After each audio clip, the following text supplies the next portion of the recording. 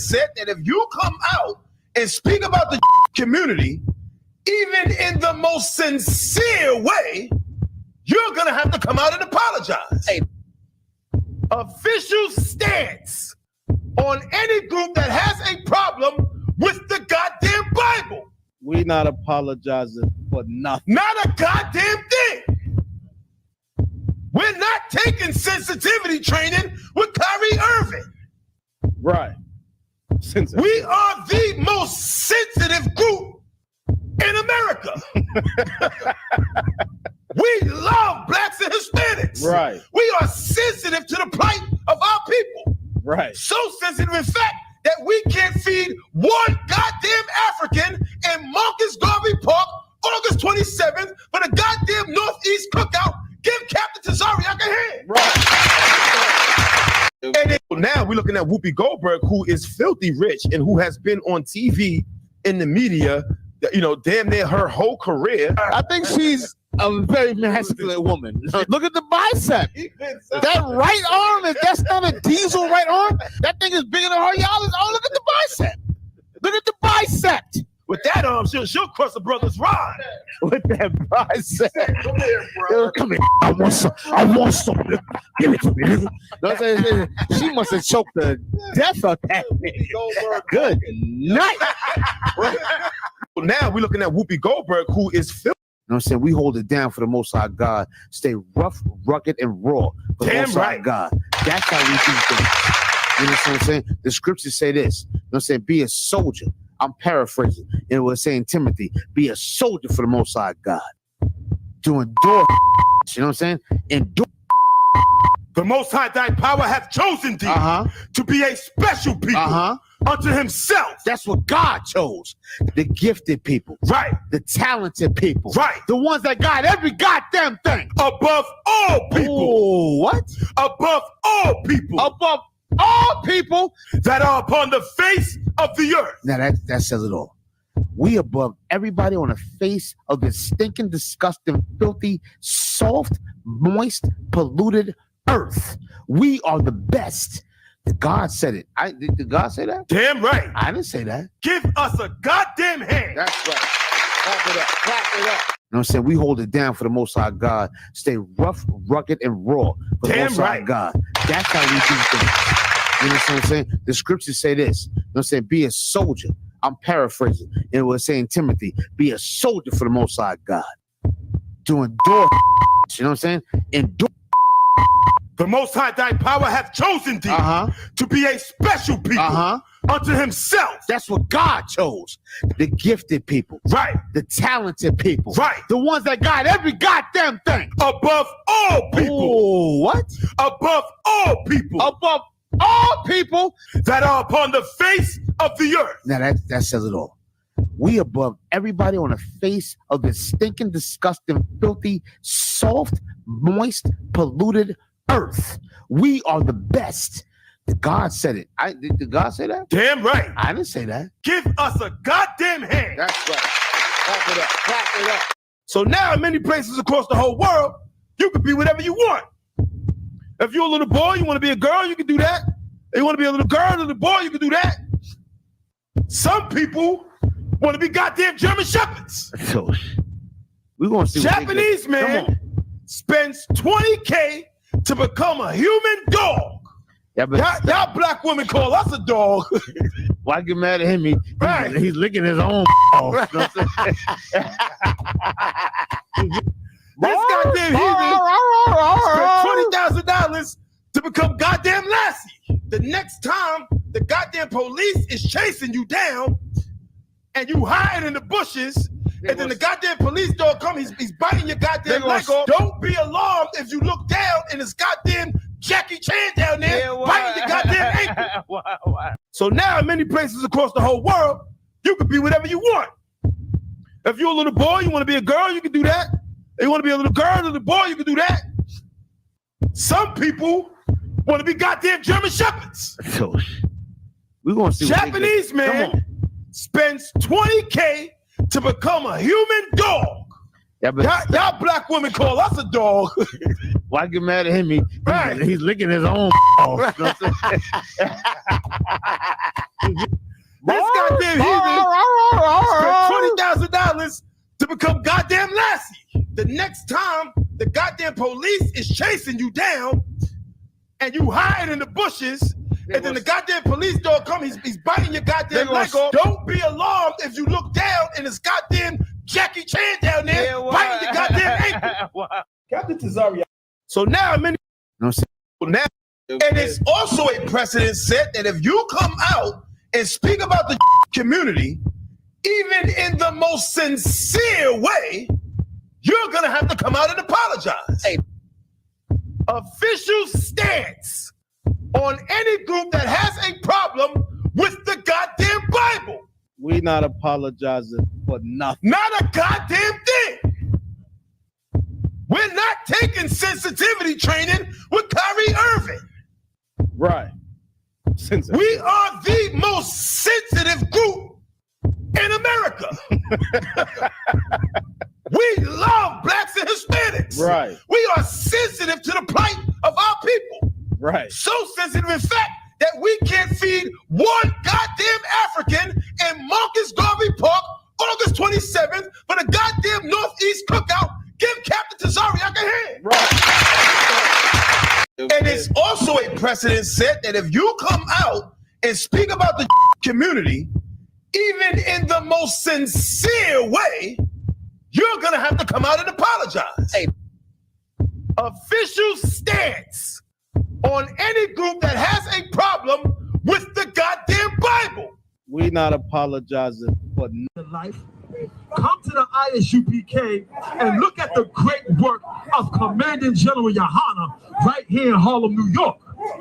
If you're looking for a goddamn celebrity, if you're looking for somebody to retweet, if you're looking for somebody to follow, if you're looking for somebody to like and subscribe to, come check out the ISUPK and look at the great works of the Lord through Commanding General Yohana right here in Harlem, New York.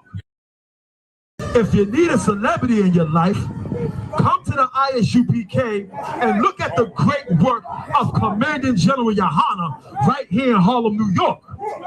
If you're looking for a goddamn celebrity, if you're looking for somebody to retweet, if you're looking for somebody to follow, if you're looking for somebody to like and subscribe to, come check out the ISUPK and look at the great works of the Lord through Commanding General Yohana right here in Harlem, New York. If you need a celebrity in your life, come to the ISUPK and look at the great work of Commanding General Yohana right here in Harlem, New York. If you're looking for a goddamn celebrity, if you're looking for somebody to retweet, if you're looking for somebody to follow, if you're looking for somebody to like and subscribe to, come check out the ISUPK and look at the great works of the Lord through Commanding General Yohana right here in Harlem, New York. We out here teaching our people about every trick, every disgusting thing that our oppressor does to us on a daily basis. Here in the ISUPK, we have a team of dedicated men who are constantly patrolling the internet 24 hours a day to disprove any disinformation that may harm blacks or Hispanics. This is our goddamn job. Right. To protect our people. That's why we out here right now. We are out here because we consider it the house of the wicked, and we teach our people about every disgusting thing that our oppressor has done, is doing, and will do to destroy our people. Keep going. We out here teaching our people about every trick, every disgusting thing that our oppressor does to us on a daily basis. Here in the ISUPK, we have a team of dedicated men who are constantly patrolling the internet 24 hours a day to disprove any disinformation that may harm blacks or Hispanics. This is our goddamn job. Right. To protect our people. That's why we out here right now. We are out here because we consider it the house of the wicked, and we teach our people about every disgusting thing that our oppressor has done, is doing, and will do to destroy our people. Keep going. We out here teaching our people about every trick, every disgusting thing that our oppressor does to us on a daily basis. Here in the ISUPK, we have a team of dedicated men who are constantly patrolling the internet 24 hours a day to disprove any disinformation that may harm blacks or Hispanics. This is our goddamn job. Right. To protect our people. That's why we out here right now. We are out here because we consider it the house of the wicked, and we teach our people about every disgusting thing that our oppressor has done, is doing, and will do to destroy our people. Keep going. We out here teaching our people about every trick, every disgusting thing that our oppressor does to us on a daily basis. Here in the ISUPK, we have a team of dedicated men who are constantly patrolling the internet 24 hours a day to disprove any disinformation that may harm blacks or Hispanics. We make celebrities out of weak men. Jamie Foxx is a weak man. Right. Jamie Foxx recently came out and made some comments about the Jewish community, and like every goddamn coward, he had to tuck his tail and apologize the very first goddamn minute. Jamie Foxx should not be a celebrity in the black community. That's right. That's right. Let's replace Jamie Foxx with the guy with the goddamn folding chair. That's right. Let's make the guy with the folding chair a celebrity in the black community. That's right. The guy with the folding chair got more balls than Jamie Foxx. Right. We make celebrities out of weak men. Jamie Foxx is a weak man. Right. Jamie Foxx recently came out and made some comments. It's absolutely absurd that for a white person to tell a Mexican to go back to where you came from when Texas was Mexico, Right. when New Mexico was Mexico, Right. when Arizona and California were Mexico. Right. How about you go back to the Caucasus Mountains? It's absolutely absurd that for a white person to tell a Mexican to go back to where you came from when Texas was Mexico, Right. when New Mexico was Mexico, Right. when Arizona and California were Mexico. Right. How about you go back to the Caucasus Mountains? It's absolutely absurd that for a white person to tell a Mexican to go back to where you came from when Texas was Mexico, Right. when New Mexico was Mexico, Right. when Arizona and California were Mexico. Right. How about you go back to the Caucasus Mountains?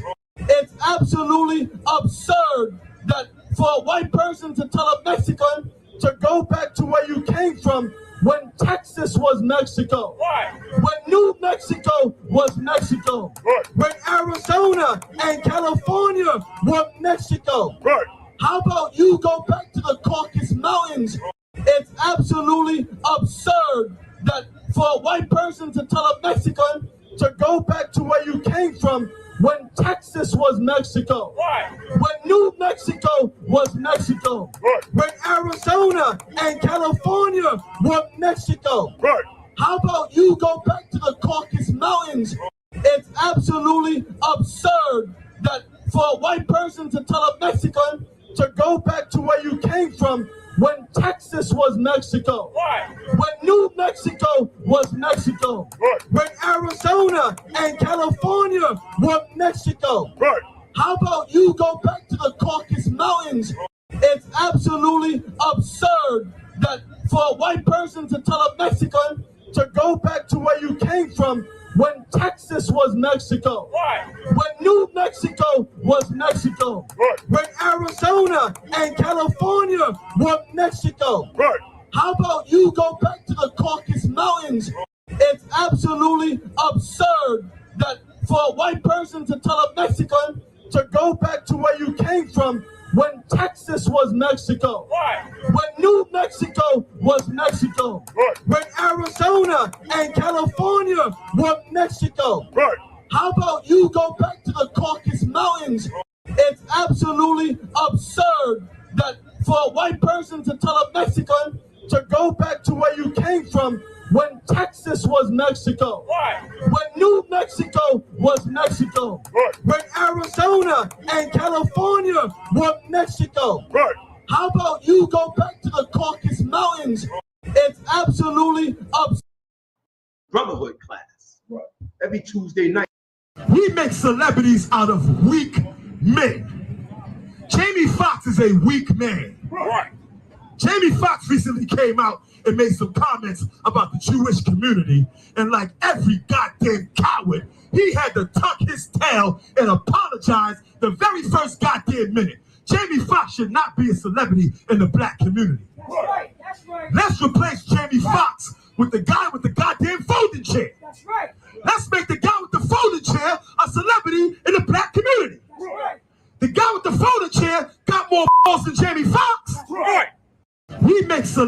We out here teaching our people about every trick, every disgusting thing that our oppressor does to us on a daily basis. Right. Here in the ISUPK, we have a team of dedicated men who are constantly patrolling the internet 24 hours a day to disprove any disinformation that may harm blacks or Hispanics.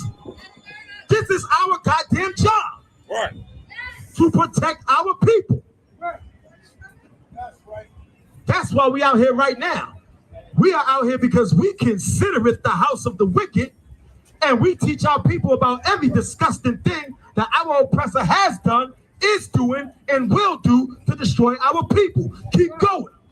We out here teaching our people about every trick, every disgusting thing that our oppressor does to us on a daily basis. Right. Here in the ISUPK, we have a team of dedicated men who are constantly patrolling the internet 24 hours a day to disprove any disinformation that may harm blacks or Hispanics. This is our goddamn job. Right. To protect our people. Right.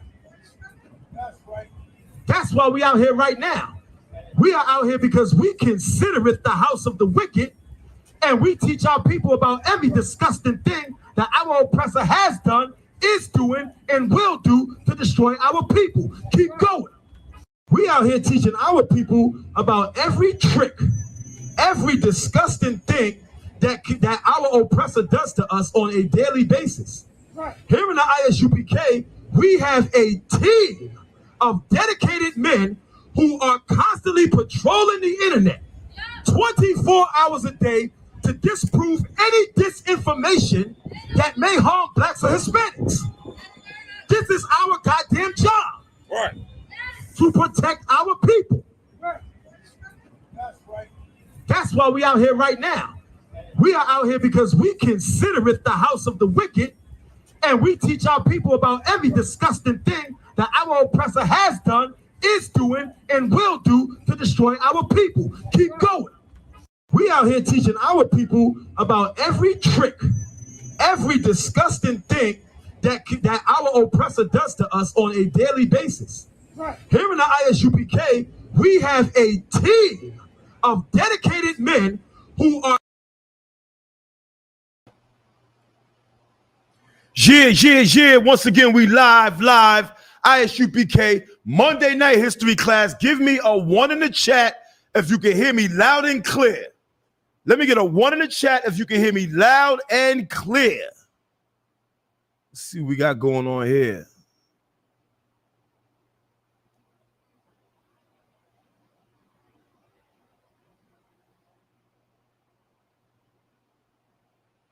Mic check 1 2 1 2. Let me get a 1 in the chat if you can hear me loud and clear.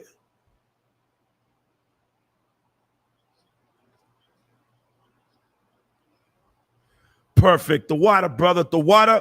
Yahweh Bashim Shabaraka thumb to the brothers. Yahweh Shemala Thun Bahashim Yahweh to the sisters. I am priest and officer Harya Allah, the mountain of the Most High. Once again, Monday night history class live from ISUPK headquarters right here in Harlem, New York. Clap it up. You know how we do, it's going down. History class, ooh wee, how we love history class. Monday night history class, one of the most exciting classes that we can put on for blacks and Hispanics. How else will we have a clear understanding of exactly how we got into the position that we are in today in America and the world over? How else? We must go back and revisit the history of our people. We must always consider the history of our people, and we are going to get that for you in the book of Deuteronomy chapter 32 and verse 7. And let me get that pulled up for you real quick.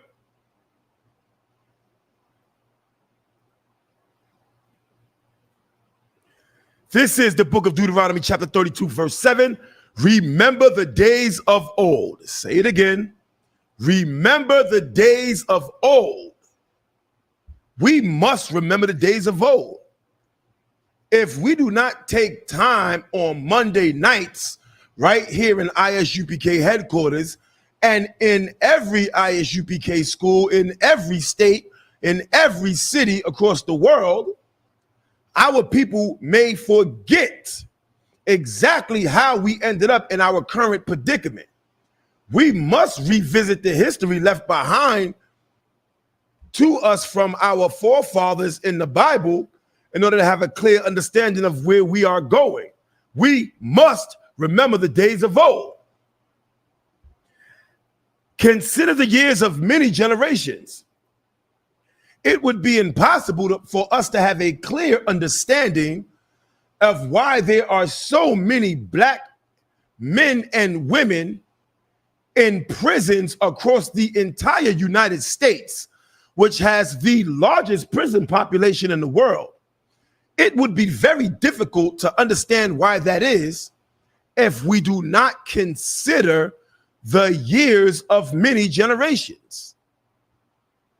You might drive yourself mad trying to understand how is it possible that a group of people that make up a smaller amount of the population somehow make up a larger percentage of the prison population. How is that possible? You may drive yourself mad trying to figure out that math. The easier way to understand it is if we do what the scriptures say and consider the years of many generations. Ask thy fathers. We have to ask the men that came before us. We have to go back and ask the men, how is it possible that our people ended up in this predicament? In order for us to have answers to those questions, we have to go back and ask the men that endured it. Thy elders, and they will show thee. They will tell thee, Salakia. So yeah, man, our elders will tell us, and they'll do it one way or the other. A lot of times, unfortunately, in the black and Hispanic communities, our elders ultimately have to tell us from the grave. We have to find out years and years later of the horrors and tragedies that have happened to our people in this disgusting nation at the hands of our oppressors from goddamn documentaries that Netflix come out with 40 years after the fact. For a lot of people, it was shocking to finally understand the horrors that happened in Attica Correctional Facility here in New York State and West New York back in the day during the Attica riots. A lot of people had no idea the horror that happened in that facility until the documentary came out years later. You know? Now, here in New York City, we often hear about it growing up, especially if you in and out of the jail system. You know, you got old heads in there, like the scripture said, they will tell you when you ask them. And so I've heard plenty of stories about the things that happened in Attica, you know, but a lot of our people did not know about it until the damn documentary came out. It was a horrible thing that happened in that prison, man. And a lot of times they classify these things as prison riots. But when you take a look at the population in race of the inmates, and then when you take a look at the population in race of the correctional facility workers and the COs and and everybody that make up the body of running the prison system, you clearly see that what happened in Attica was not a prison riot. What happened in Attica was a goddamn race riot. What happened in Attica was a race riot. Man, we're going to get into some of the atrocities that happened in that correctional facility, as well as some of the other atrocities that happen in correctional facilities all around the country, man. There's a lot of brothers and sisters around the country that advocate for prison rights. And these brothers and sisters a lot of times are met with resistance because it's always important to consider the victims of the crimes in which a lot of inmates commit. The victims of these crimes 100% need to be considered in all cases. With that said, it's important for the ISUPK and the Commander General Yohana to also point out the victims of the entire prison industrial complex and the criminal justice system as a whole. And those victims are Blacks, Hispanics, and Native American Indians. Our oppressor has used the criminal justice system to victimize our people, not only as inmates who are serving time in prison, but speak to some of the families that try to maintain connections with their family members behind the wall. These family members are always subject to the cruelty and the horrors of the goddamn people who are serving time in jail. It's a horrible thing, and we see it all the time, man. And that's why it's important for Blacks, Hispanics, and Native American Indians to come back to your true identity, man. Like, brothers in prison will sit in prison for years and have access to every goddamn Bible they can put their hands on, but consistently trick themselves into believing that the Bible's a white man's book. How can you be sitting in prison, suffering the oppression from our oppressor, and say that a book that gives the history of a group of people who are constantly oppressed and go into goddamn prison is not your people's book? If the Bible is anybody's goddamn book, it's our goddamn book, because all of our people in the Bible went to goddamn prison.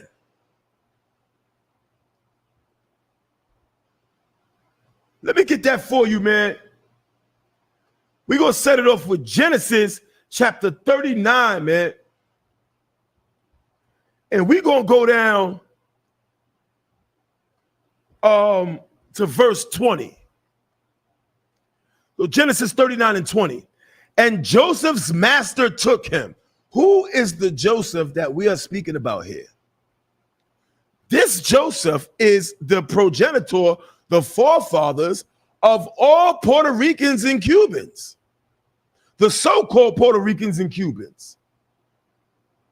That's who this Joseph is.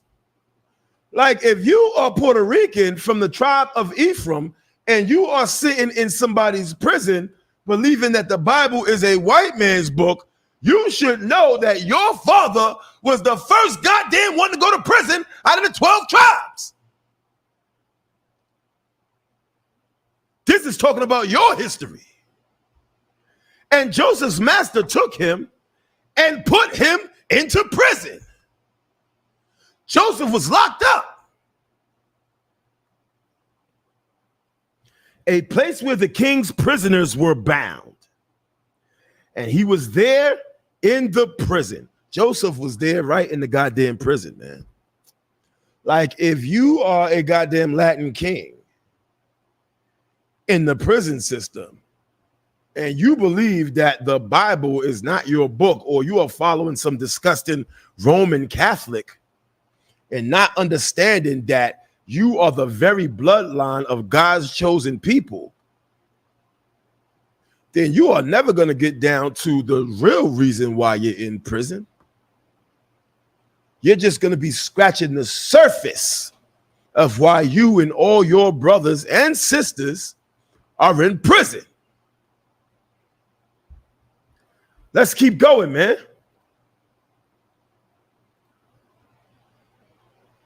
We're going to go to Matthew 14:3. Matthew 14:3. Black man, if you are sitting in prison and you are reading the goddamn Quran, if you are sitting in prison and you are studying some goddamn yoga meditation or in some other weird religion, and you don't believe that the Bible is a black man's book, well, let me read to you about a black man named John the Baptist. This is Matthew 14:3. And Herod had laid hold of John and bound him. If you are a black and Hispanic living right here in Harlem, in New York City, and at any given time, someone from the NYPD or some other jurisdiction have come and lay hold on you and bound you, you were in a very similar situation as John the Baptist, and put him in prison for Herodias' sake, his brother Philip's wife. John the Baptist got a bad rap, man, like a lot of brothers did. And they threw John the Baptist in prison and executed him like the laundry list of black men we could pull up who had a similar fate.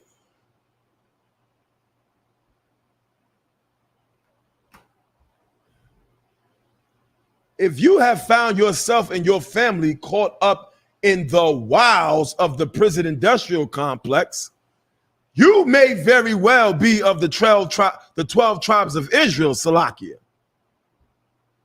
A lot of our people find ourselves intertwined with this prison process and having on the surface an understanding of why it is. Every black person on the surface knows why there's so many black people in prison. Our oppressors against us. Like the dumbest of us know that. But it's only until we come into the ISUPK, man, and get a clear understanding of who we are and who our people are according to the Bible, do we have a full understanding of why our condition is the way it is here in America with regards to the prison industrial complex, man. We are food for these other nations.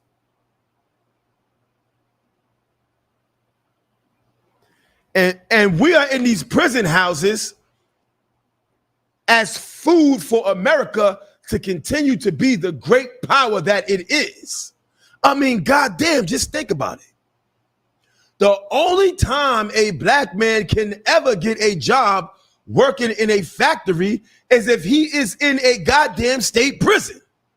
There used to be a time during the 60s and 70s when a black man might actually get a factory job, where a black man might actually be a union worker, where a black man might actually have a pension and make a living working for GM or any of the other million different factories that were established across the United States. Nowadays, a black man will be lucky if he can flip a goddamn burger in McDonald's. There is no factories.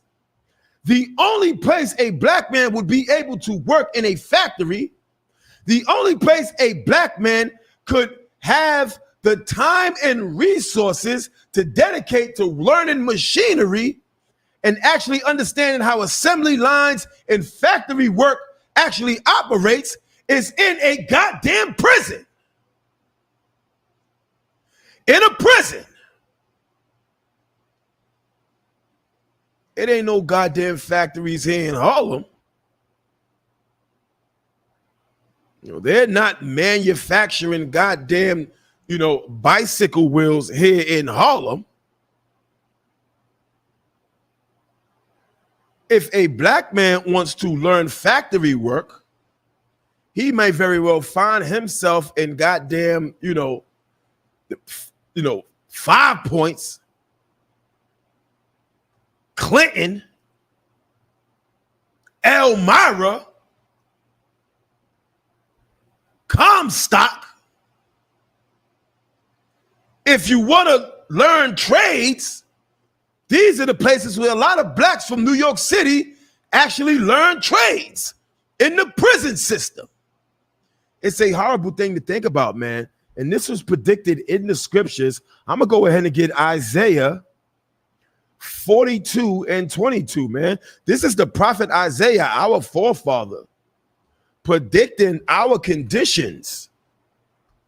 Verse 22, but this is a people robbed and spoiled. We are robbed and spoiled, aren't we? Like, damn, how could you be both robbed and spoiled? Like, doesn't that describe the condition of blacks and Hispanics here in America? How we are, like, I put a post on TikTok earlier. One of the shorts that I was showing earlier before the class. Some disgusting devil comes on there. And he's saying something about Officer Shaw. Telling him, listen, man, you American. How would you know the trials and tribulations of Mexicans in Mexico? Like they look at it. They look at it as, if you Hispanic here in America, you can't possibly relate to the oppression experienced by our brothers from the tribe of Issachar in Mexico. It's the same goddamn thing. But in our oppressor's twisted mind, he would believe that a Mexican here in the United States is spoiled, And we are both robbed and spoiled right here in the United States of America. All of our heritage has been spoiled. All of our rights have been spoiled. All of our dignity has been spoiled. All of our leaders have sold us out. Our people are looked at as absolute complete clowns to the rest of the world. Our very legacy as the greatest people, as God's chosen people, has been spoiled. Keep going. They are, all of them, snared in holes. God damn, ain't we snared in holes? Ain't we snared in holes? We fall for every goddamn trap that our oppressor could set up for us. You dangle a goddamn carrot in front of a black man, he might fall for it. We fell for every goddamn snare here in Harlem. We fell for heroin. We fell for gentrification. We fell for the police brutality. We fell for the redlining. We fell for the destruction of Seneca Village. We fell for the destruction of 125th Street. I mean, goddamn, I was just talking to somebody the other day, man. Like, I'm from the Bronx, but I spent my whole goddamn childhood back and forth from the Bronx and Harlem, man. The Bronx and Harlem, the Bronx and Harlem. And I remember, man, back in the day, 125th Street used to be popping. When I was a kid, I used to jump on the 2 train and come from uptown right down here to Harlem to 125th Street, man.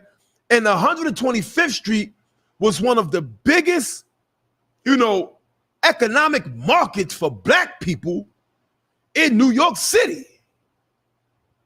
It was a wonderful place to be.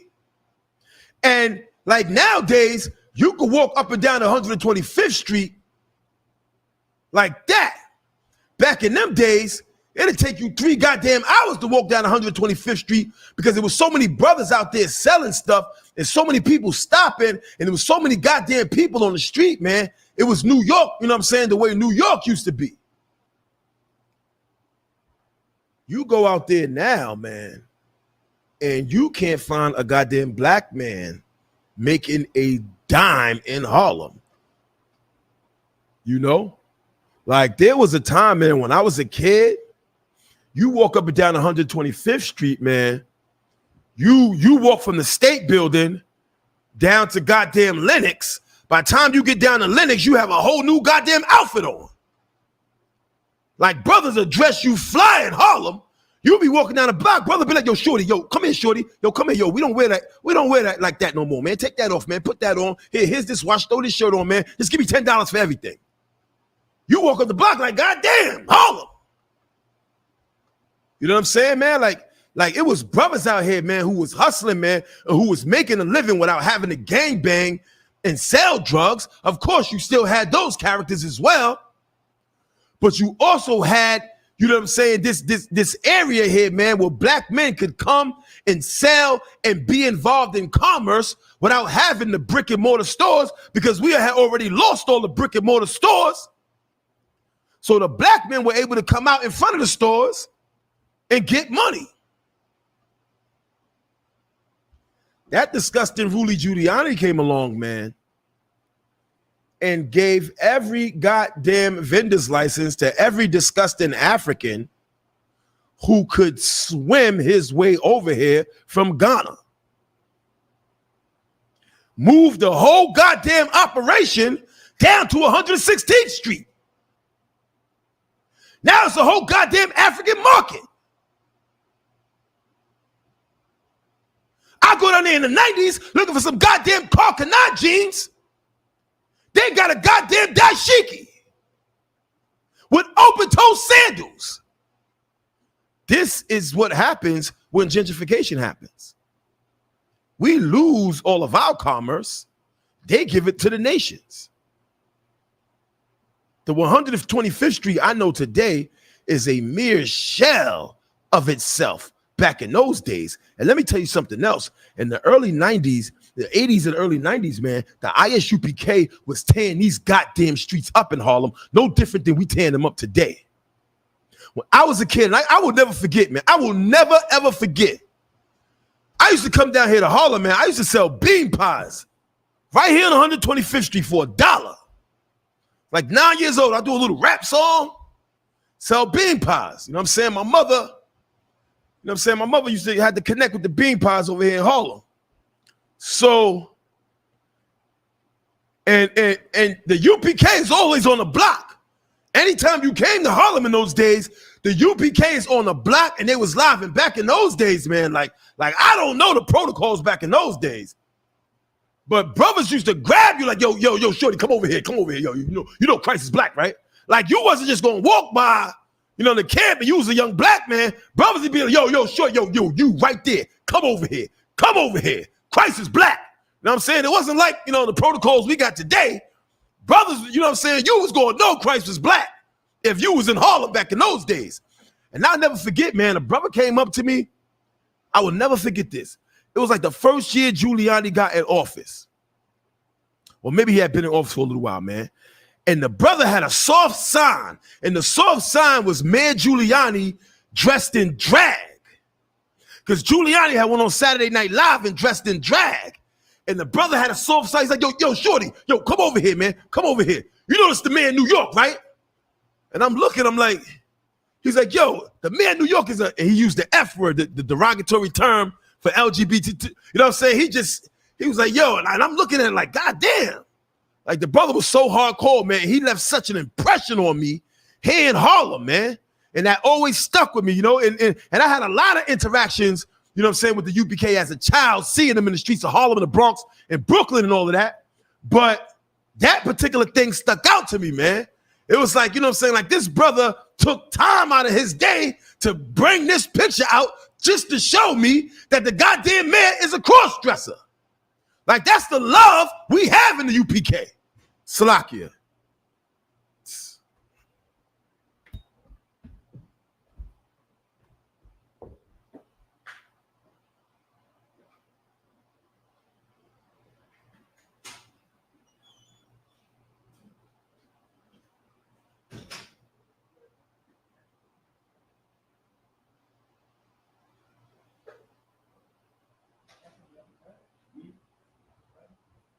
No, that was it.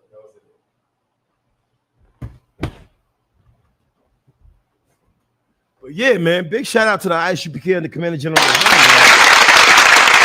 you know what I'm saying? And you know, when I think about times like that, I think about the great work being done in this truth, man. You know what I'm saying? Because being a New Yorker, I had the privilege of, you know, coming upstairs out of the 2 train and seeing the brothers right there. Like, you almost take it for granted. Like, for years, I was a busboy over at Sylvia's restaurant. You know what I'm saying? And you come out on Saturday, man, the brothers is out there blazing. We take it for granted. But now you see in 2023, man, that, you know, the work Commander General Yohana has done, we are all over the goddamn world. Big shout out to Captain Kadar, them brothers out there on the West Coast, man. I mean, goddamn. You a brother coming up in the slums of Cali, and you ended up finding this truth. God, give him a hand, you know what I'm saying? Give them brothers a goddamn hand. It's rough out there. You know what I'm saying? These brothers in the school, man, push this truth. So brothers all the way out there on the West Coast, man. All the way out there on the West Coast, man. Brothers who's gangbangers, brothers who's in all types of madness, man, can come into this body, man. Come into this body, man. That's how important this work is. But here in New York, you know what I'm saying? It was very, very regular for us to run into the UPK on a consistent basis. And at that time, there was no other Israelite groups on the street. If there was a black man on the street screaming, he was with the goddamn UPK. That's it. You know? So, you know what I mean? We had an opportunity to have those interactions, man. And those things stuck with a lot of brothers, man. That's why we're going to keep pushing this truth, because it's another brother out there right now. You know? And one day I'm going to be out there with a soft sign of somebody in drag, some disgusting Tyler Perry, or, you know, some other weirdo. And I might leave an impression on that brother, and he might come into this school one day. That's how this works, man. But I say all that to say that the very conditions that create the prison population that we see comes from the very things that Giuliani did to take brothers off the street in Harlem and give all the goddamn venue licenses to goddamn Africans. They've been able to box us out of all the industries like that, man. And as a result, brothers is left to do it. There's nothing else left to do in order to feed yourself and your family. It's a disgusting thing, man.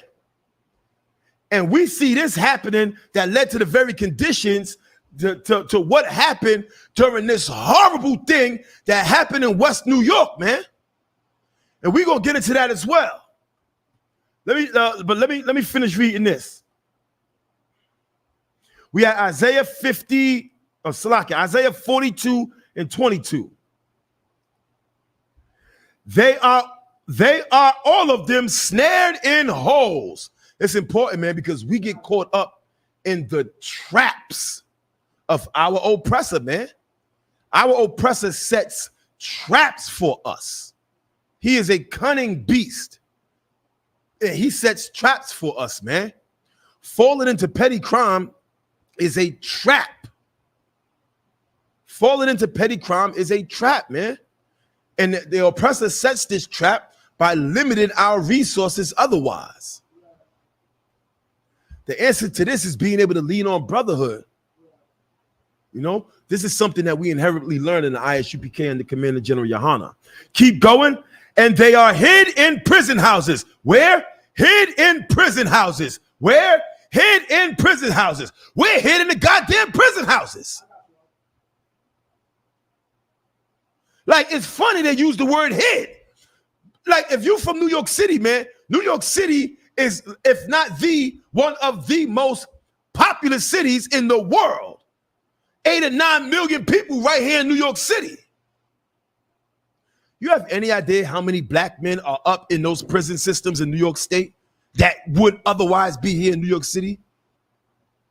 Like, there is a whole goddamn boroughs worth of black men hid in prison houses. Go ahead, sir.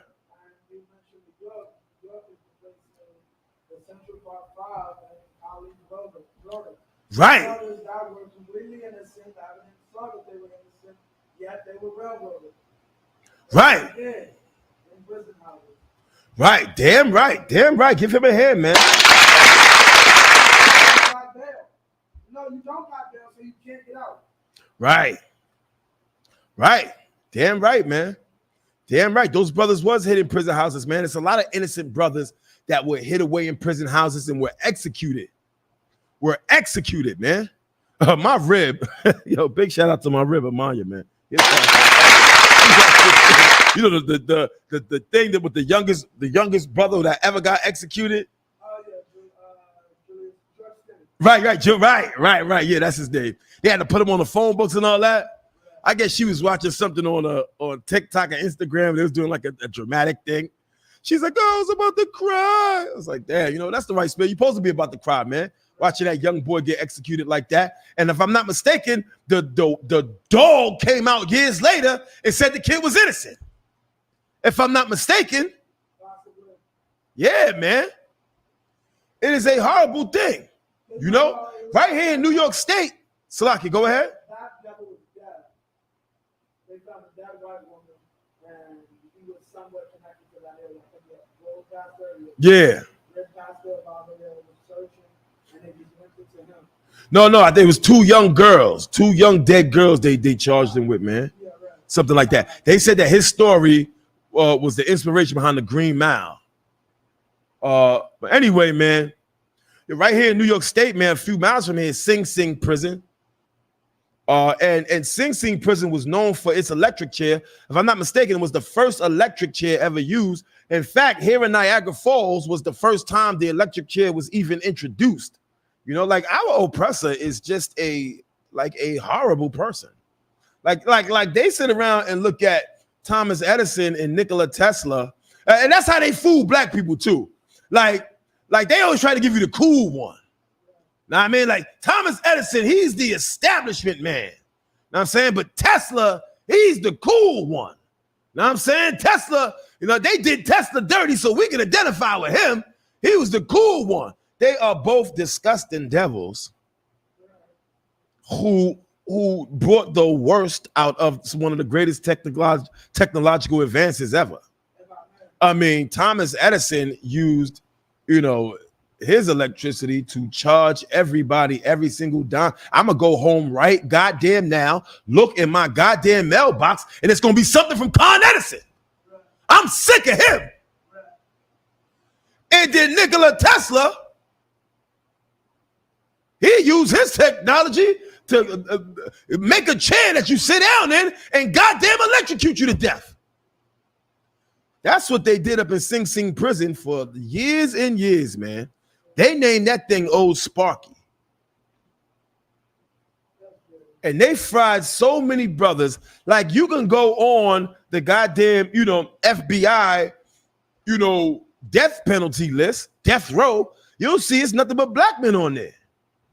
Every single year, nothing but black men get executed in this country. You might have one or two devils, you know what I'm saying?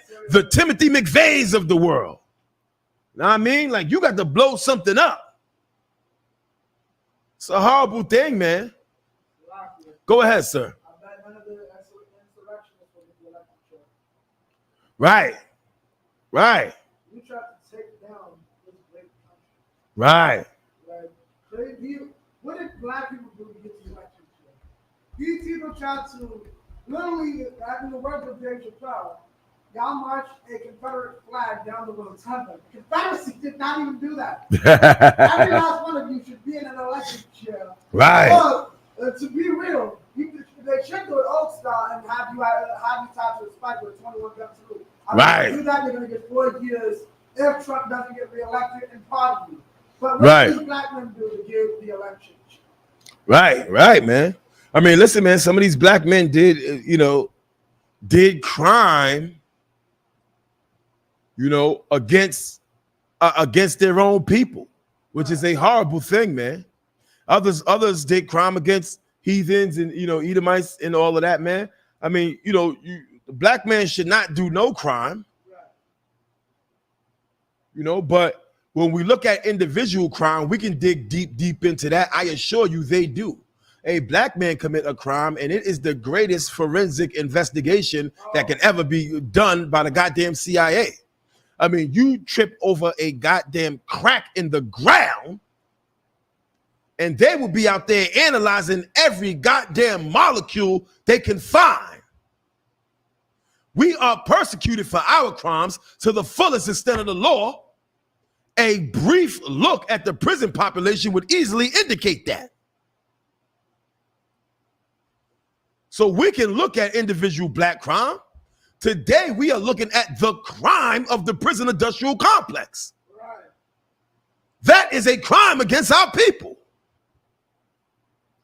It is simply a continuation of the crime of the transatlantic slave trade. It's a horrible, disgusting thing, man. Let's keep going with Isaiah 22.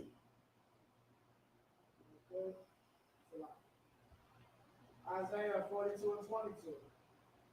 The middle. They are for prey. They are for prey. When you are in prison, you are prey. This is easily highlighted in the Attica race riot. I refuse to call it an Attica prison riot. Let's call it what it was. It was a race riot. What happened in Attica is no different than what happened in Black Wall Street, Tulsa, Oklahoma, or what happened right downtown here in Manhattan during the draft riots. This was a race riot, man. And you will know that during this race riot, because these brothers were incarcerated, these brothers did not have access to anything to protect them from the hell of gunfire that rained down upon them from the catwalk above. These brothers were prey. These brothers were prey. And none delivereth. Oh, Salakia, sir, go ahead. And none delivereth. Yo, nobody delivered them brothers from out of there, man. You had the mayor of New York, who was Nelson Rockefeller at the time. He was talking directly to Richard Nixon. They had brothers go up there. They had what? Celebrities go up there. You know what I'm saying? During the riot, talk to the brothers. They had all types of organizations to go in there to the group and try to get some sort of, to stop this massacre that was inevitably going to happen. Nobody can deliver those brothers up there, man. Keep going. For a spoil, and none saith restore. And none saith restore, man. This is the current condition that our people are in, man. So let's quickly take a look before we move on. Let's quickly take a look and go into this Attica thing, man. Now, if you are from New York City, and you've had the displeasure of visiting Attica Correctional Facility in West New York, whether you were visiting as an inmate or a civilian visiting an inmate, you would have quickly realized that the oppressors greeting you in the intake process are not the same as the oppressors we are accustomed to dealing with here in New York City.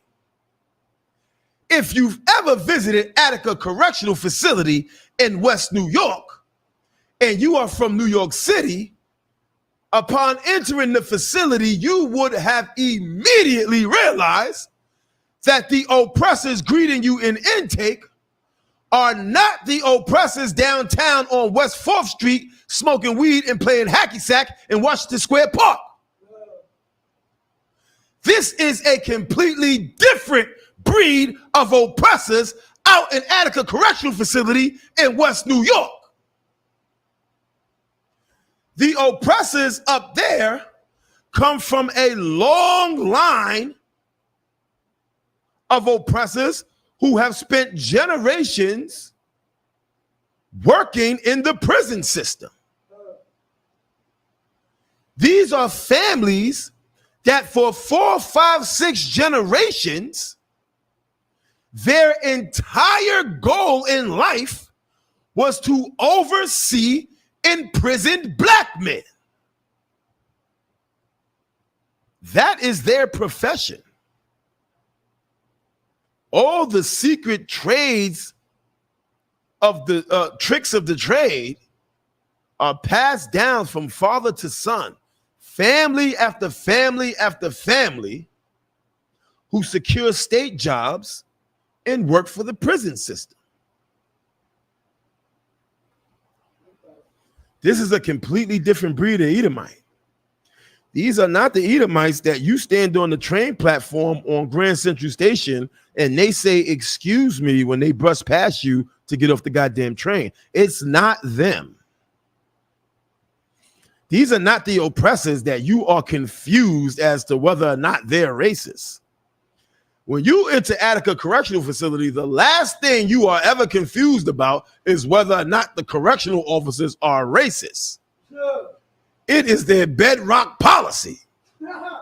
Like here in the 5 boroughs, we deal with oppressors who are still shy about the N-word. You know what I'm saying? Like up there, it flows off their tongue like it is the most frequent word they use. You can tell by some of their tattoos that they've made a career out of busting black people clean upside the head. And I have never met a black or Hispanic who went to Attica Correctional Facility. Listen, I'm not talking about back during the riot times. I'm talking about in modern times. I have never. You could be the toughest, the roughest, toughest Dundada. You done killed every goddamn person in Brooklyn. I have never heard somebody say that they went to Attica Correctional Facility and was running it. No. Attica's the place you go after you've ran it everywhere else. If you from New York City and you know about this state system, you know that after you've been kicked out everywhere else, they refer to Attica Correctional Facility as the last stop. There's nowhere else to go but Canada from here. So, you know what I'm saying? Like, you're going here, you're going to stay here. It is a horrible place to be, so I've heard.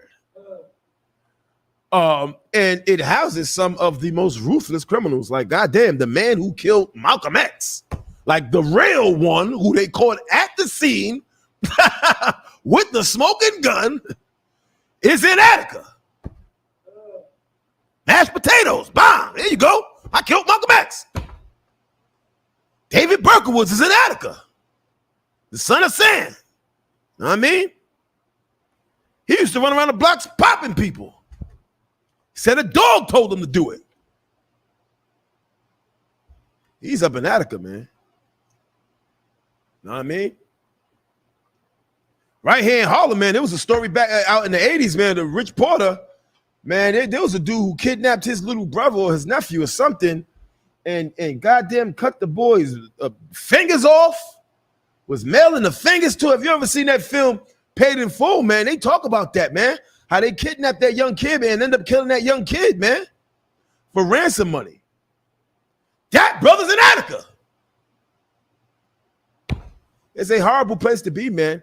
And when you have a place like that, our oppressor is going to pack it with some of the most zealous correctional officers the state can provide. You know, like rehabilitation is not a word frequently used in Attica. You know?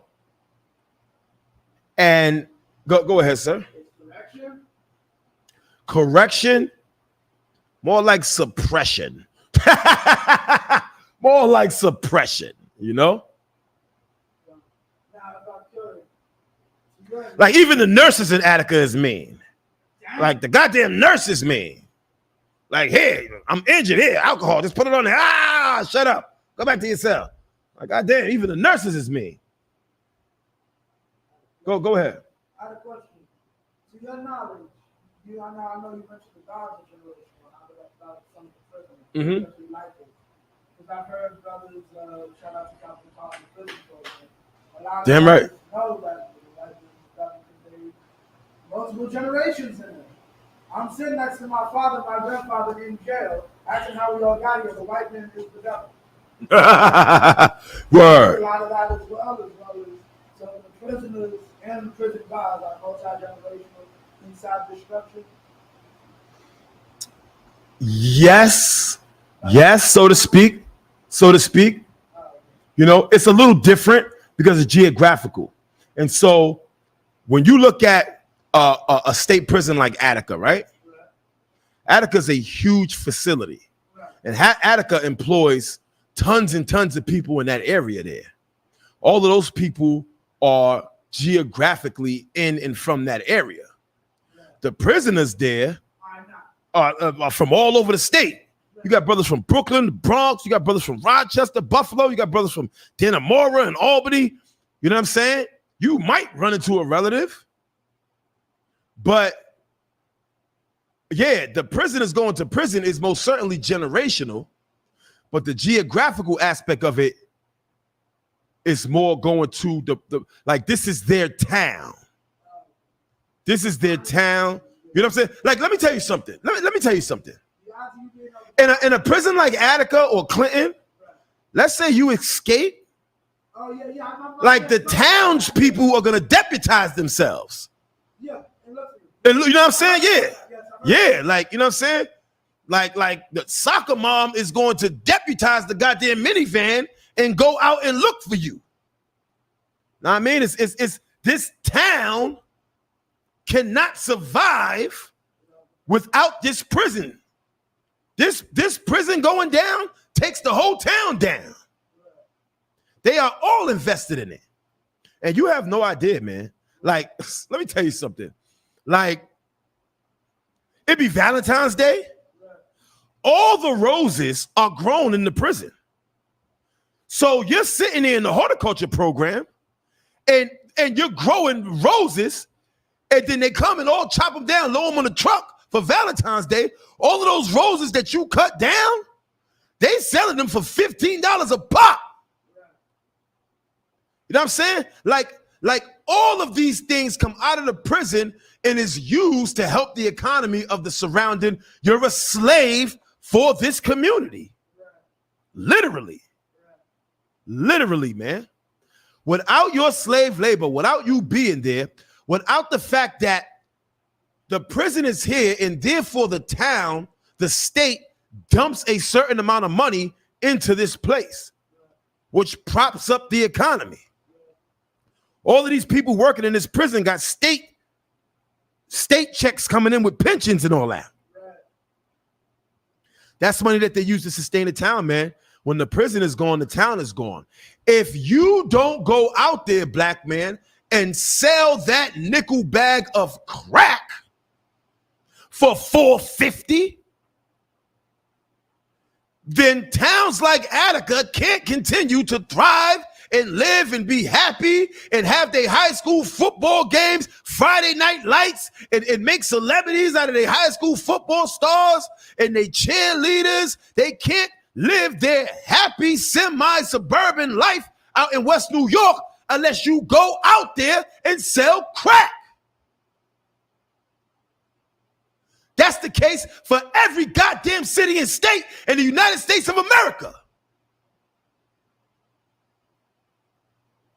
They can't have that beautiful life that we all see them having on TV unless you go out there and bust a goddamn black man upside his head and take his goddamn wallet. This is slavery, man. And these are the snares that we read about in the book of Isaiah. Let's keep going, man, because black men need to understand, if you are sitting in goddamn prison right now,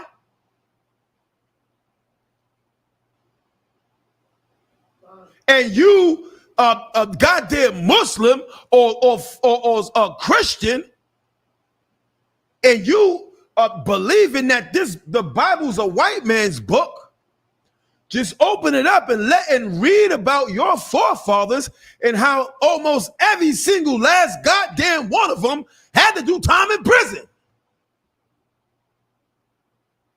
We just read about John the Baptist. John the Baptist got locked up and executed.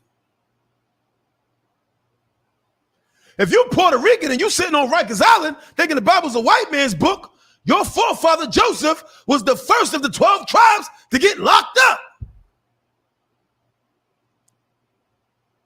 By the time we got to Egypt, Joseph had a goddamn rap sheet. Getting locked up is one of the most Israelite things that could happen to you in goddamn captivity. Like, if you have a goddamn criminal record, you might as well give yourself a hand. It is a high probability that you are God's chosen people. You got arrested the same way Jesus Christ got arrested. You got arrested the same way Joseph got arrested and went to prison. You were set up and called a bad rap the same way John the Baptist did. Let me get Acts 5 and 18.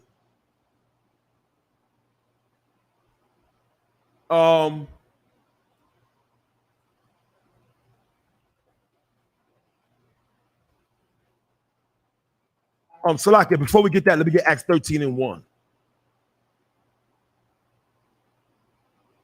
The Bible's a black man's book, man. Like you could relate, black men, you could relate to the stories of the apostles, the disciples and our forefathers in the Bible more than you could relate to half of these stupid celebrities, and damn sure more than you could relate to the Christian pastor. What black man can relate to a Christian pastor? If you are a real masculine black man living in New York City or any city across the country, how is it possible that you can somehow connect with a Christian pastor? Like, what group of regular black dudes is hanging out with the goddamn Christian pastor?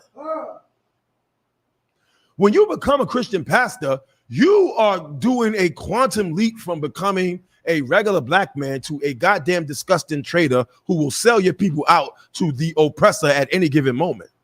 Your Christian pastor can never relate to regular black men. Your Christian pastor is not outside shooting goddamn CeeLo. Your Christian pastor don't even go to the local goddamn chicken spot. You can't relate to your Christian pastor. You sit there and find yourself locked up. The first thing you want to pray to is the white God your Christian pastor taught you. Your Christian pastor can't relate to you. Christ, you can relate to Christ. Didn't you have a brother snitch on you and sell you out? Ain't you sitting in the bullpen right now reading your goddamn charge papers mad because your Judas done sold you out? You can relate to Christ more than you can relate to that disgusting Jerry Curl wearing pastor. You can relate to John the Baptist. Didn't a girl set you up? Wasn't you set up over some disgusting dog? Some Eve? You can relate more to John the Baptist than you can to that disgusting Christian pastor. Go ahead, sir. You good. Let me get Acts 13 and 1. Acts 13 and 1.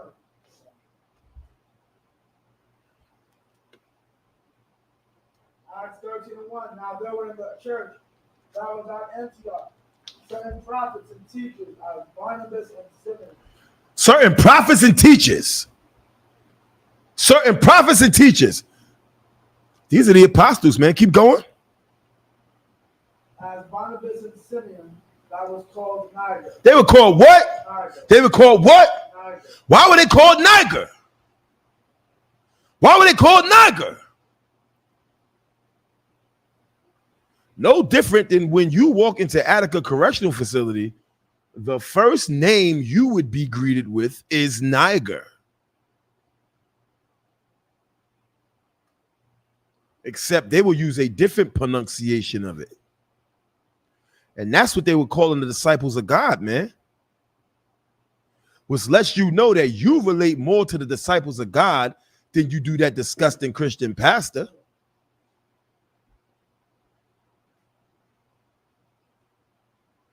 Let me go to Acts 5 and 18.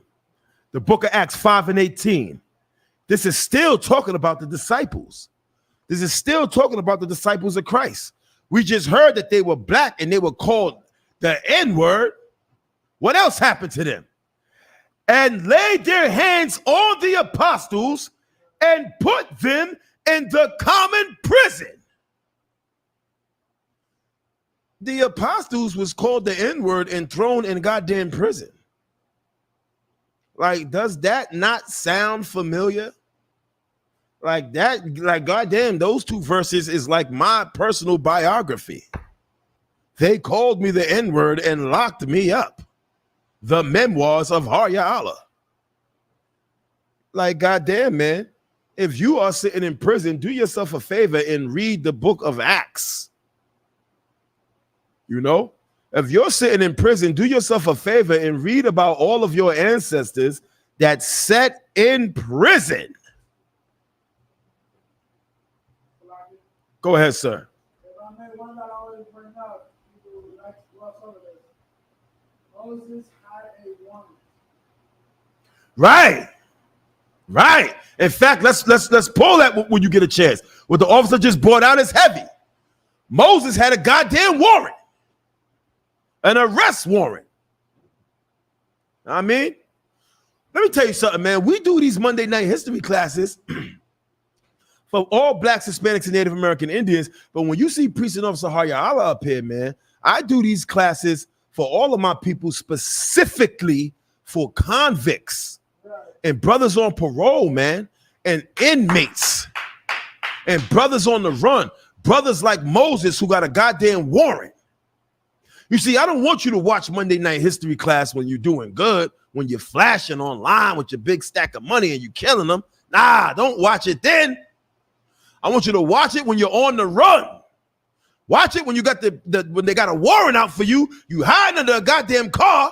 You got 10% left on your battery. Pull your goddamn phone out and watch Precinct Officer Harya Allah Monday night history class from ISUPK headquarters in Harlem, New York. I assure you, it's the best goddamn show you can watch under those circumstances.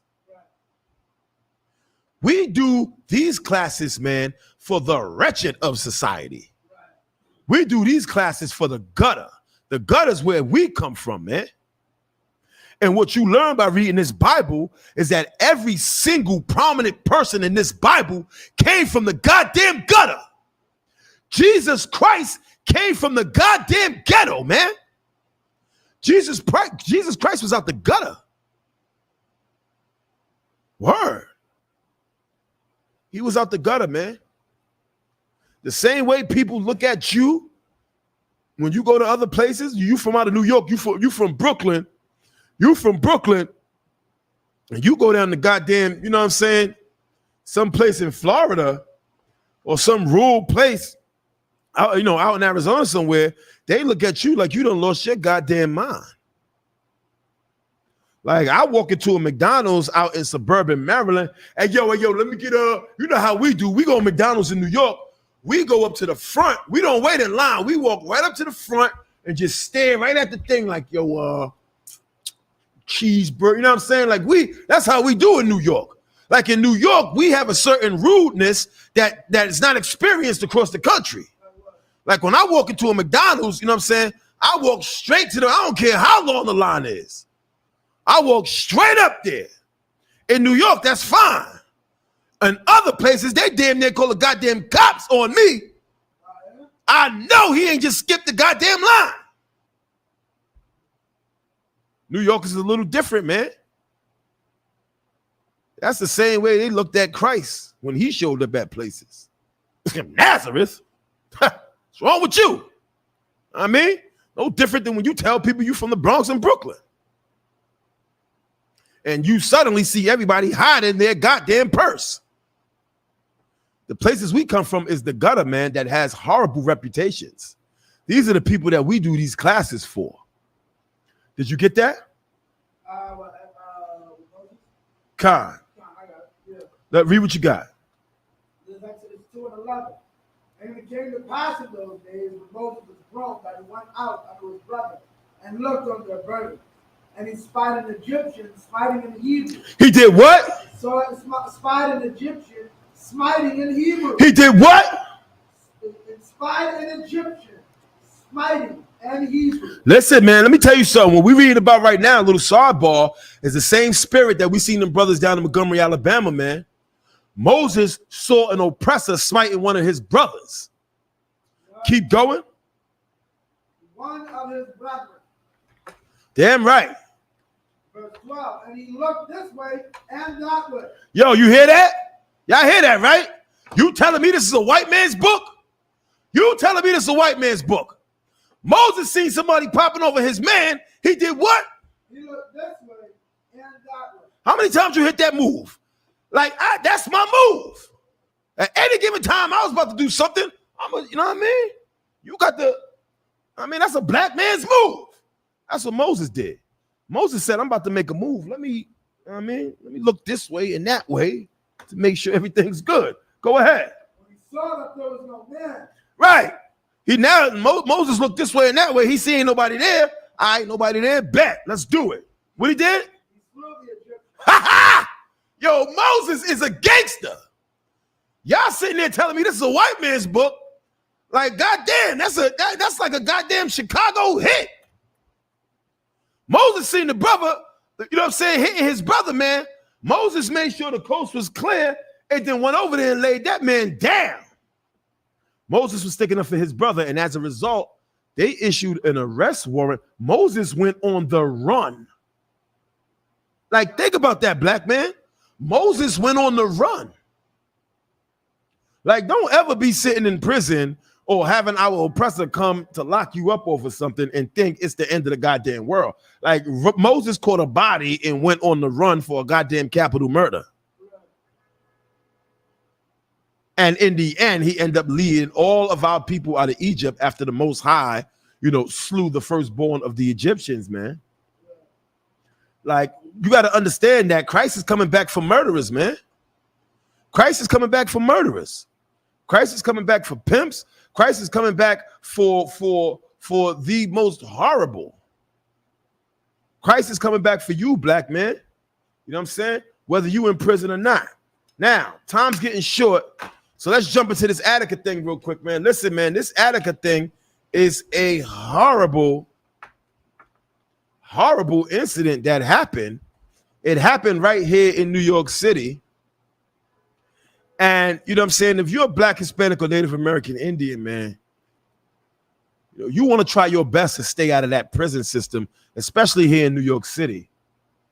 And especially all across the country.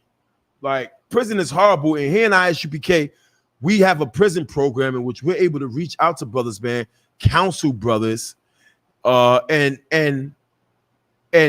have brothers understand one of the most important things that need to be understood amongst our people. We are all in prison. We're all in prison. Like, I remember when I came home. I came home and went to the projects.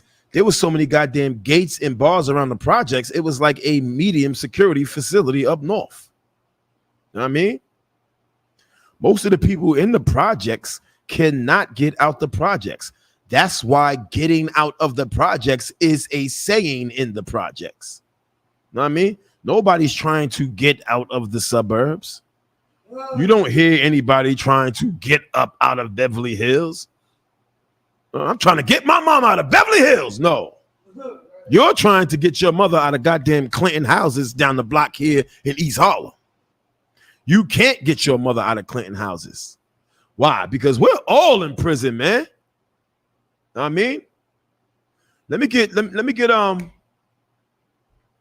8:32, man. Let me get John 8:32.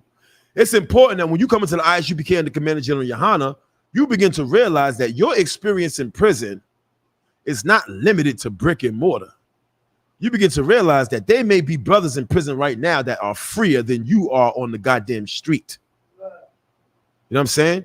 You have brothers who are captives to all sorts of things. Vagina, one, You got brothers who can't leave the goddamn house to hand out a flyer. They got to be up under some woman. These video games, forget about it. Like, goddamn, I'd rather be in prison with a sharpened piece of plexiglass with a goddamn handle on it, using the Bible as body armor, before I sit in the house all goddamn day playing Call of Duty. A lot of these brothers are prisoners to the goddamn Sony PlayStation. Forget Attica, you sitting in the goddamn Chinese jail in your own goddamn house. The Chinese man got you locked up in your own goddamn house.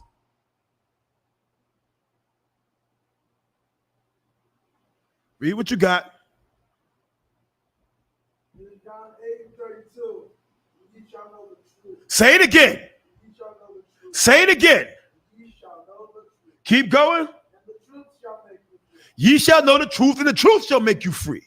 The truth shall make you free. That's right. The Department of Corrections cannot make a black man free. Right.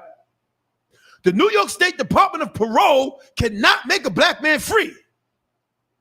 Your max out date cannot make you free, brother. A full acquittal cannot make you free.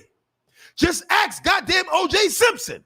O.J. Simpson is the perfect example of how you will not be free. Sure, O.J. Simpson can be acquitted of the bloody and brutal, violent murder of 2 white people. But was the man free? They destroyed that brother. The last smile O.J. Simpson ever had was when they announced his acquittal. He walked out of that goddamn courthouse and walked right into the poorhouse. Years later, got locked up in Las Vegas for a robbery. They gave him 13 goddamn years for trying to steal back his own goddamn memorabilia. That's how broke he is. That man was in prison, man. That is a prison. All of these celebrities are. Jamie Foxx is in prison. Jamie Foxx can't even tweet they killed Jesus without having to come back and apologize. For all his riches, for all his cars, for all his Grammys, Jamie Foxx is in goddamn prison. Jamie Foxx is going to bark like a dog when his oppressor says bark like a dog. Jamie Foxx is in a worse prison than the brothers in Attica. The goddamn brothers in Attica won't bark like a dog. Jamie Foxx will put on a goddamn dress and prance around Hollywood as a rich man. He's a disgusting whore, very similar to your Christian pastor. It's a disgusting thing to see, bro. And Jamie Foxx is in prison. Your Christian pastor's in prison. Know what I mean? Only difference about your Christian pastor, if you've ever been to prison, you know there's always one inmate who's just a little bit too close to the goddamn COs. You know what I'm saying? Like, the COs always seem to know when to do a search. You know what I mean? When he's around. That's what your Christian pastor is, man. It's a horrible and disgusting thing, man. And so, again, we got to realize, man, it's the truth that set us free. Here in the ISUPK, we are free men. Here in the ISUPK, we not apologizing to nobody for nothing. Here in the ISUPK, we could all go to jail tomorrow morning for 25 to life. We will all be in federal jail, free men.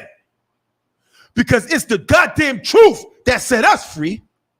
It's the truth of our identity and our heritage and our lineage that set us free.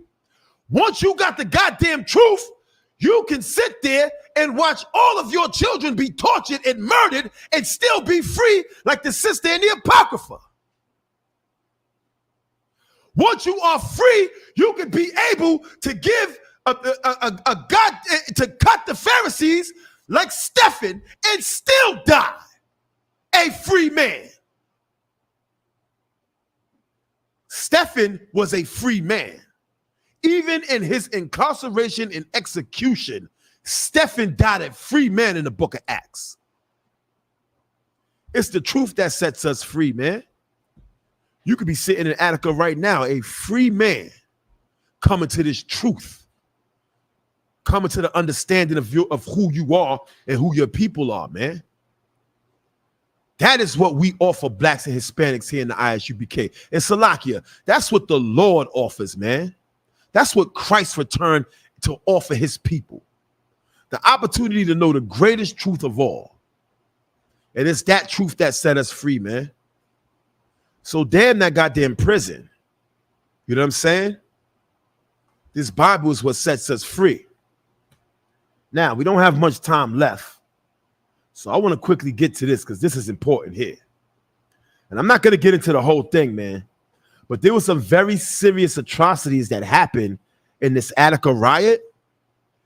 And it's such a sad thing to see, especially when you go back and watch the documentary and you understand the spirit and the settlement behind the Edomites that actually went in there to destroy these brothers, man. Like these oppressors had waited their whole lives for this opportunity to go in there and slaughter innocent black men. You know what I'm saying? And they I don't know what that is. They went in there and slaughtered these brothers. So let's check this out for a second. Now, so the prisoners took the prison up in Attica, and they had hostages. You know, now of course this brings a serious situation, and there were certain things that sparked this situation. But what we see a lot of times, especially in the black community, especially with the atrocities in the black community, is that the spark is never really the underlying cause for why this thing happened, you know? Like, for example, we look at, the Watts riots. The Watts riots initially sparked off, by the police oppressing a brother and a sister. And then, groups of people begin to gather around, and that what kind of sparked it off. But the underlying thing was these discriminatory laws in housing and this redlining practices that was happening in Southern California, man. Black people were fed up about that. And it built up and culminated into what we now know as the Watts riots. And it's very similar to what happened here in Attica, man. The horrible conditions of this prison and the things that they had the brothers going through in there, sparked off and which led to this revolt into ultimately this race riot in which these brothers were slaughtered. So in July of 1971, a group of Attica inmates presented a list of 27 demands regarding improving conditions in Attica to State Commissioner of Corrections Russell Oswald and Governor Nelson Rockefeller. These demands included improvements in multiple areas such as diet, the ability to engage in political demands included improvements in multiple areas such as diet, the quality of guards, rehabilitation programs, and in particular education programs. The inmates also demanded increased religious freedom and ability to engage in political activity, and an end to censorship, which they argue were all vital to proper education within the prison. The commissioner did not take any actions on the list of demands. Attica warden responded by adding additional restrictions to inmates, reading materials, and personal belongings. And so they doubled down on these brothers, man. These brothers were asking for treatment in which any humane person would ask for. These brothers asked for an opportunity to educate themselves while they were in prison.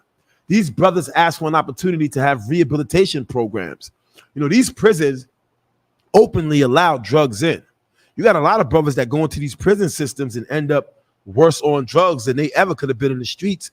These brothers back in 1971 was asking for rehabilitation programs to get brothers off of drugs. These brothers was asking for improvements to their diet. Stop feeding us slop. On Attica, there was a farm, and in most correctional facilities, especially here in New York, there's farms either attached to them or on them. And the farm in Attica had, pigs. Our oppressor loves pigs. Like, our oppressor loves to live among pigs and eat pigs. Like, that is his thing. You know what I mean? Like, our oppressor has to take a serious, like, our oppressor takes a serious hit when he moves into an area in which he's not allowed to have a huge pen of pigs near him to eat, you know, bacon and just, you know, live amongst pigs. And so these brothers here in Attica, they were Muslim.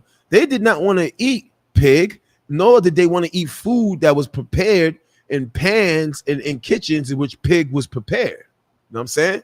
Like, if you go into the prison system today, you see that the New York State prison system is literally, with regards to diet, is the regular population food, and then halal food, which is for Muslims, and then also kosher food, which is, you know, for so-called Jewish man. And they're very serious about that, because so many brothers who identified with being, you know, Muslim, and brothers who were in the Muslim Islam, you know, made such a ruckus in the prison system to have their diets modified, and so there won't be any pork. Also, later, they were also able to have the tuberculosis tests modified as well, because that had pork in it, you know? And so, again, these brothers is asking for simple things. The inmates also, okay, so the commissioner didn't do anything. Now, an important event happened out in California. In August 1971, George Jackson, who was a prominent member of the Black Panther Party, was shot and killed during an escape attempt in which 3 prison guards and 2 white inmates were murdered at the San Quentin State Prison in California. Some historians believe that the killing of George Jackson, who had worked for prisoner rights, was the catalyst for the uprising in Attica. And it was, because the brothers in Attica who lived through that riot tell you how much of an impression George Jackson movement had on them and the Black Panther movement had on them, man. And it had to have an impression on them. You know, this was a period of time in America, man, where black people just came off of the horrors of the civil rights movement and were beginning to realize that even that the equality offered to them by civil rights leaders and in America still left them destroyed in these ghettos, man, and still left them as prey to these police departments. And so the Black Panther Party was formed, man, as defense to help brothers and sisters in neighborhoods. And it's from the Black Panthers Party that we have all sorts of programs that are continuing today in hoods all around America. They had, you know, breakfast programs. They started prison programs. They did a lot of good for the community. You know, these brothers and sisters didn't have the truth the way we have it today, but these brothers and sisters certainly had the zeal and the spirit to, you know, preserve our neighborhoods and our communities, man. And so the Black Panthers and the George Jackson movement had an impression on these brothers on the other side of the country in Attica, man. These brothers would hear stories about that and see stuff on TV, man, and it would empower these brothers as it should. You know what I'm saying? Now, in Attica, after George Jackson's death, 700 inmates participated in a hunger strike. You know, in prison, when you do a hunger strike, this launches a concern across the state. They can't have groups of people starving themselves to death. You know, and so a hunger strike has always been used in the prison system by inmates to be able to entice the administration to act. And most of the time, just to simply act in humane ways. Now, on Wednesday, September 8th, 1971, an incident occurred that catalyzed the riot the next day. According to the Blood and Water, the Attica prison uprising of 1971 and its legacy, the account of the uprising by historian Heather Ann Thompson, 2 inmates fought during their recreational break, and the correctional officer came up to intervene. One inmate had already left the area, but the officer demanded the other inmate also, he demanded that the other inmate return to his cell. An argument ensued and the inmate hit the officer. Other inmates and guards joined the commotion, and another inmate hit the officer as well. Later that evening, the warden ordered the 2 inmates involved in the altercation to be taken to solitary confinement.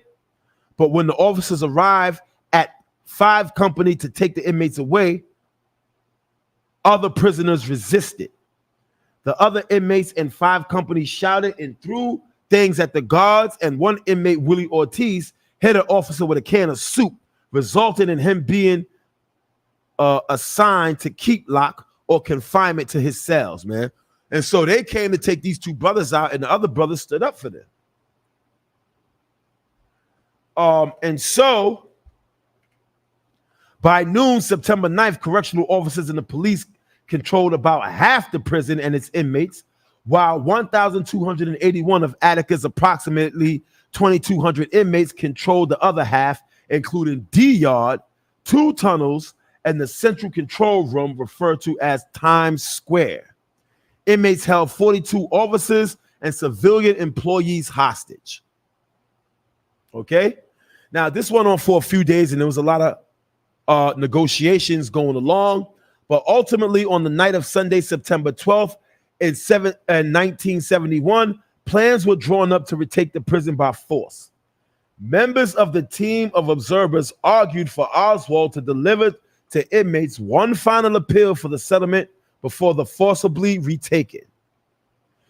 In preparation for prison authorities potentially taking the prison back by force, inmates had dug defensive trenches, electrified metal gates, fashioned crude battlements out of metal tables and dirt, and fortified Times Square Prison Command Center. At 9:46 a.m., September 13th, 1971, tear gas was dropped on the yard, and hundreds of New York State troopers, Bureau of Criminal Investigation personnel, deputy sheriff, park police, and correctional officers opened fire into the smoke. And so all these brothers was out in the yard, and there's a catwalk above the yard, if you could imagine it, man. And the police began dumping tear gas, which blanketed the entire yard in smoke. And then once nobody could see, the people on the ground couldn't see in the yard, and neither could the people up on the catwalk shooting down into the cloud. They couldn't see the people down there. And so they just indiscriminately shot the entire yard up. Additionally, some of the guns utilized by law enforcement used unjacketed bullets, a kind of ammunition that causes such enormous damage to human flesh that it was banned by the Geneva Conventions. Like, God damn.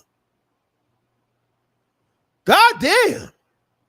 Like, we sitting here calling this a race riot. It's a goddamn war. Like, they're using ammunition banned by the Geneva Convention, established during the World Wars. This was an act of war and a slaughter, man. And these disgusting oppressors delighted in every bit of it. By the time the facility was reported as fully secured at 10:05, so keep in mind, they started the shooting at 9:46. They reported they reported the facility secured at 10:05 a.m. You know, so they shot the place up for a good 21 minutes. Law enforcement has shot at least 128 men and killed 9 hostages and 29 inmates. The 10th hostage, correctional officer Harris W. Whalen, died on October 9th of a gunshot wound received during the assault. Like think about the madness of this animal. Like what we're reading here is the very nature of our oppressor. Our oppressor kills indiscriminately. Our oppressor just needs to kill. Like, he's not going to go in there and separate, the correctional officers from the inmates. Nah, everybody's going to lay down. He's killing everything. And so they ended up killing the goddamn hostages as well. Inmate survivors allege that leaders were singled out and killed by troopers during and after the retaking. And this is true, man. Brothers report, you know, the brother who was on the microphone doing all the negotiations, they went in there and dragged him in the back, and he was screaming for his life, man. And they killed that brother, man. And then during the time of the riot, man, like all the feces from the sewer was rained into the yard. And they made all of these brothers take all their clothes off and crawl on their bellies through feces through the yard, buck naked, man. Like when you see the pictures of this, it is literally like the most horrible thing that you can see, man. Like if you a black Hispanic and you've spent any stint of time in Attica Correctional Facility, you know that is the closest goddamn thing to slavery as you can possibly be. And when you see what they did to these brothers out in that yard after the riot was over and the retaliation that they took on these brothers, man, like there's no denying that our oppressor is the devil the Bible speaks of, man. It was a horrible thing. And so based on these Attica riots, man, all of these brothers and sisters had to die in order for New York State to come and start putting regulatory actions in place to help brothers who are serving time in this state be more secure and safe during their stay, man. You know, it was because of these Attica riots that brothers in New York State are still able to maintain the certain privileges that they have. For example, brothers in New York State are one of the few brothers left that actually get trailer visits.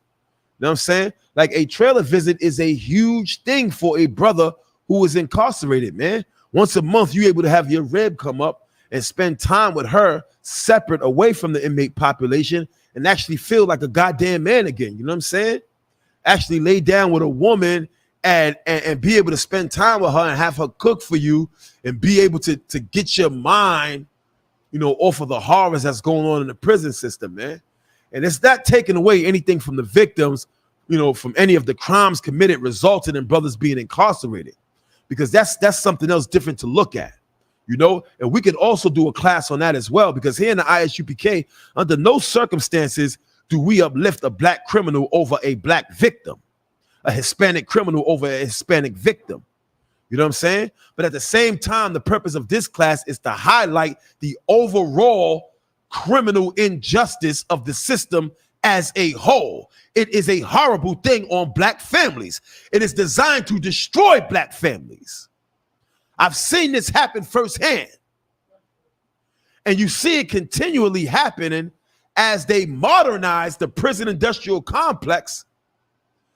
A lot less privileges are being there for black men to be able to interact with their families.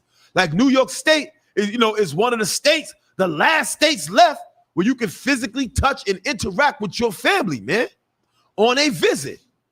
You go to some of these other states, they got you behind the glass. You can't even touch your family member. Now I'm saying you got a newborn baby, you can't even hold your newborn baby. You know what I'm saying? It's a big thing, man. It's a huge thing, man. And what it shows is that you have these advocates, you have these groups who come out with these excellent plans to begin to reintegrate brothers back into society to be productive members of society and their families when they come home from prison.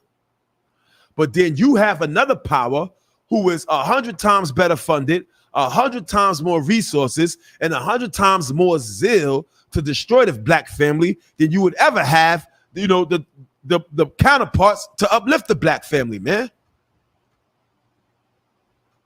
It's a horrible thing, man, and we over time. I'm gonna get up out of here, man. The moral of this story is that if you're looking for, you know, prison rehabilitation, if you're looking for an opportunity to be free, if you're looking for an opportunity to understand the madness that goes on in these prison houses all across the state and across the country as well, man, contact the ISUPK Under Commanding General Yohana. Once again, we're live from ISUPK headquarters. I, of course, am the Mountain of the Most High, Priest and Officer Harya Allah. And we up out of here. Shalom.